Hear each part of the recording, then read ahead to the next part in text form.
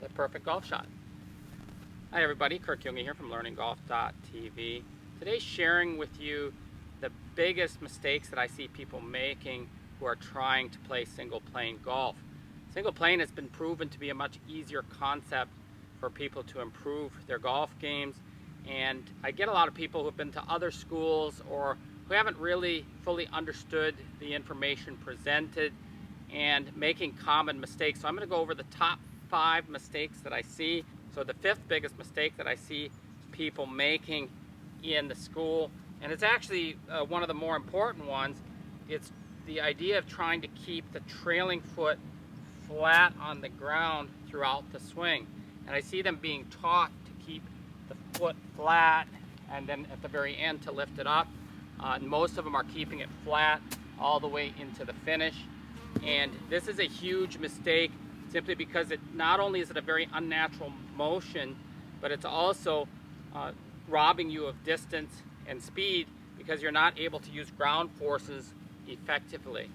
If you're keeping the trailing foot flat, you're forced to try to produce speed with the upper body, which for most people results in some very, very bad results.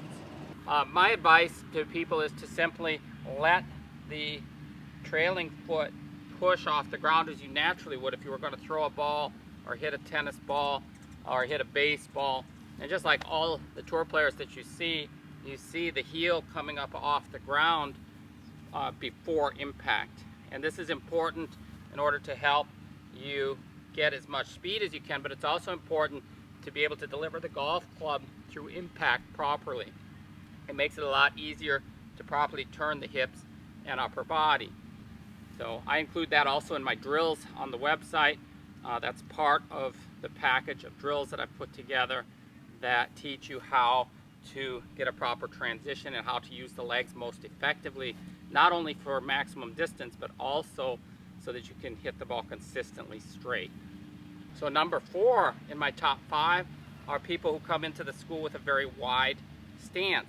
A wide stance, something like this, is what I see very often. It's usually combined also with keeping the trail foot flat on the ground, and so it ends up being something like this, because a person can't turn very effectively with such a wide stance. And if you simply narrow the stance up a bit, more like what you see Bryson DeChambeau doing, it makes turning efficiently and effectively far easier. So give it a try. That's part of my system, is basically setting up with the feet about hip width apart to maximum of being shoulder width apart. And I see all these mistakes in my golf schools, which are currently ongoing in South Florida. I have a lot of 3-day school offerings as well as private lessons, so you can check that out on the website. Number 3 on the list, I get a lot of people who have been taught, or because they're setting up with the hands high here, who are automatically then taking the club behind or under the plane on the backswing. And many of them have been taught to do that, and so they're going back this way, and then they go up on the plane, and the problem with that, they come back down on the same path. Most of these people, they're inside under the plane on the way back, under the plane, and then they come back to the plane, and they either drop down and are too much from inside, or occasionally you'll see somebody in trying to get up to the plane that they go over and end up coming over the top.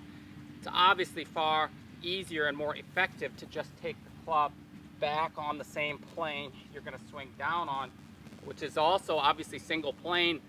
Should be something that a lot of people have talked about this in the past. Single plane denotes swinging the club on a single plane, not start on plane and then impact on that same plane. And it doesn't matter if you're 30 degrees from inside to out. Obviously it matters. If you want to have better results, swing on plane, very similar to what Bryson DeChambeau does. Also, swing on the same plane back and through, and it's a lot easier to hit great golf shots. So the second biggest mistake that I see people making is very simple to understand. They're trying to limit their backswing. A lot of them are copying a golf swing that they saw somebody who was 70 years old, and they're trying to copy exactly a swing, and this person was overweight, out of shape, and lost mobility. Obviously at 70, even if you're 70 and more flexible, I would recommend, and my advice is simply take the club back as far as your body will allow without sacrificing the height in your golf swing, so not without standing up, without bending the leading arm too much, and losing spine angle. So if you're taking it back to here and then you're standing up and bending the lead arm a lot, then that's not a good thing. In that case, I just want you to take it back to where your limitations, your flexibility stops the backswing, and that way we can get a proper coil and not lose distance. So I get a lot of people, they come in and they're just taking the club to there and they wonder why they're losing distance. Obviously a shorter backswing is going to cost you distance. If you can comfortably take the club back farther, you'll obviously gain distance as long as you don't sacrifice your technique. So number one on the list, the number one biggest mistake that I see people make is continuing to use a rotational release to square the club face. And so people will miss the main point of the system, which is to get the trailing arm in a non-rotational position, so something like this. But even if they do get that spot, they continue to rotate, and basically pronating the trailing arm is that. So this rotation or pronation of the arm is obviously closing the club face rapidly in the swing. My secret release takes care of this issue, and you can find that in my learning program on the member section of the website. I'm going to share it with you here briefly, but if we have a non-rotational release, this trailing arm is going to be coming in this position. If you look at the forearm here, there's no rotation in that arm through impact. And so I get people who are set up with the arm coming in from above. They're going to have, in most cases, a lot. Either they're going to be under at impact, so the face is rotated open, or they're going to be rotating through. So we just have to see that it goes through here, and as it releases in a straight line, so it's a straight line release, then the grip or the fingers of the leading hand are going to make contact with the forearm here. You could try this at home if you're set up. It's just going to come in and release like that. You can do it like this also. It's releasing against the arm, and then after impact comes the rotation. So the simple idea is here, releasing non-rotationally, and then you're going to hit straight golf shots. So I use the Flightscope X3 in my golf schools and lessons, and that very quickly identifies these issues. In many cases, I'm just changing the setup. By making simple setup changes, it affects your swing and you hit better golf shots immediately. In the schools, I also customize the information to fit each individual for the fastest improvement possible.